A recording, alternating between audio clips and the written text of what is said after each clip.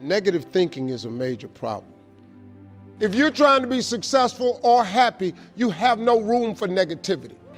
Big thinking gets rid of negativity. Dreams and visions gets rid of negativity. Now, what you cannot do is bury yourself by using your success compared to other people. See, success is not how far you got, because somebody always further than you. Success ain't how far you got. Success is how far you got from where you started. God said a man is as he thinketh. We are how we think. You have got to change the way you think. It is the whole determining factor of where you go in life. We are all where we are today because we thought ourselves to this position. If you don't like the position, think yourself out of it. I do not deserve the good measure that flows with success. I just don't deserve it. I just can't see myself as being in this position. I don't deserve it. This often comes from things that people said to you or about you. They programmed you to see yourself in a limited parameter, and so when you see opportunities beyond how you've been programmed, you reject it because you don't feel like you're deserving of it. I do not want to stand apart or be different. I want to fit in. Because they have a belief system that holds on to being ordinary, they will not take the lead. I am afraid that I will become a target, and you will. If you take the lead, you will become a target. But just because they're shooting at you doesn't mean they shot you. There are a lot of voices in life trying to define us, tell us who we are. Sometimes they're uplifting, other times they're negative. You're not attractive. There's nothing special about you. Our own thoughts will try to label us. When you listen to all these voices, it's easy to think, who's telling the truth? Who am I? Am I strong and confident, or am I weak and insecure? Here's the key. The only voice that matters is your voice. What you choose is what you will become. Who do you say you are? God says you have seeds of greatness. You are destined to leave your mark. Other voices will tell you you're just ordinary. You have the final choice. The problem with some people is they've chosen the wrong voice so long, they don't know who they really are. They've allowed circumstances to define them. Mistakes, disappointments, now they've lost their passion. The only one that knows who you really are is your Creator. He calls you a masterpiece. He said you will be mighty in the land, that you are more than a conqueror, confident, approved, valuable. When you say what God says about you, then you activate what He put on the inside. But you can't say I'm weak and tap into the power.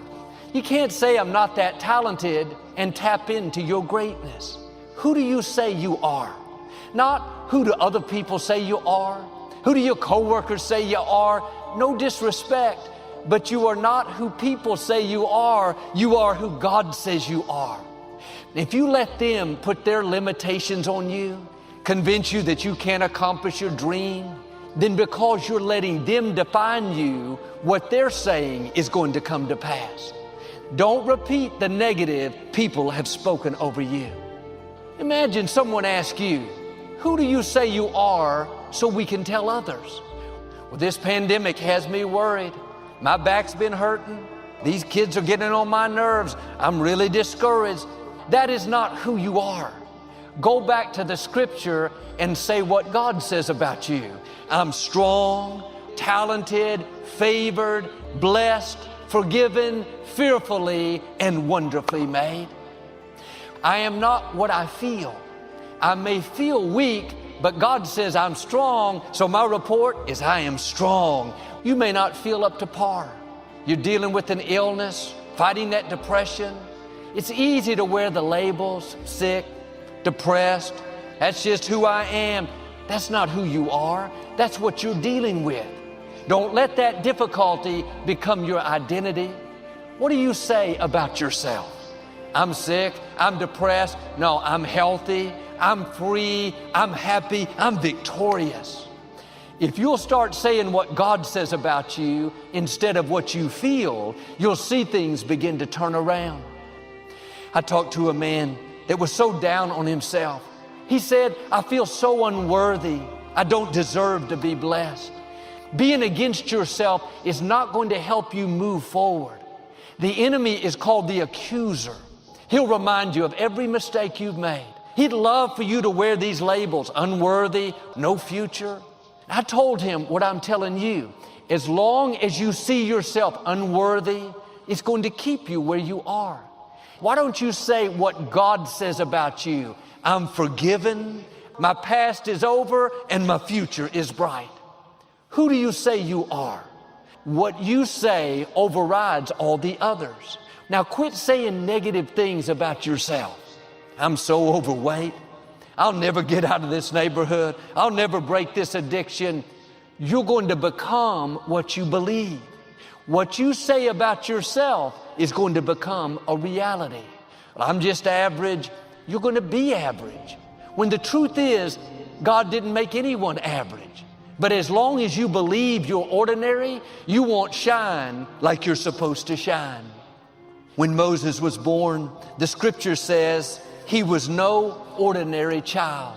As he grew up, he could sense his destiny was to deliver the Israelites out of slavery. But he made a mistake. He spent 40 years in hiding. I can imagine those voices told him how he blew it. He could have worn the labels, failure, too late. But deep down, he could hear that still small voice telling him, this is not how your story ends. There is greatness in you. Just because you've made mistakes doesn't mean that stopped your destiny. What stops us is when we start wearing the negative labels. We quit pursuing our dreams. When you were born, God said the same thing about you as He did Moses. This is no ordinary child. He's destined you to leave your mark. You may have made mistakes. It's taken longer than you thought, but that doesn't change what's in you. Now, the enemy will work overtime to try to steal your sense of value. He knows if he can distort your identity and convince you that you're just average, then he can keep you from your greatness. I wonder how far God will take you if you will just live like you are no ordinary child. That there's a favor on your life that will take you where you can't go on your own. A blessing that will cause you to stand out. Who do you say you are? You have royal blood flowing through your veins. What's trying to stop you doesn't have a chance. God being for you is more than the world being against you. That sickness should be the end. The medical report says you're done, but not for you. You're no ordinary child. God handpicked you. Before you could choose Him, He chose you. Now don't go around thinking you're average. You don't have much to offer. You are no ordinary child. You are a history maker. You are destined to leave your mark. Well, Joel, this sounds good, but I think you have the wrong person. There's nothing unusual about me. I don't have a great personality. I don't come from an influential family. As long as you're discounting yourself, you're not going to see your greatness. I'm asking you to get in agreement with God. It doesn't matter how you were raised. It's not dependent on how much education you have, what obstacles you're up against. When you believe, doors will open you never dreamed would open. The prophet Joel said, wake up the mighty men. Wake up the mighty women. I want to wake up your greatness. Wake up that business God put in you. Wake up that book. May seem like it's over your head, but you have to understand you're not average. You can accomplish more than you think. You are more anointed than you think. You are more talented than you think. The dreams and gifts God put in you are much bigger than you think. Don't you dare say I'm average, I'm ordinary. Get in agreement with God. I am highly favored. I am surrounded with God's goodness.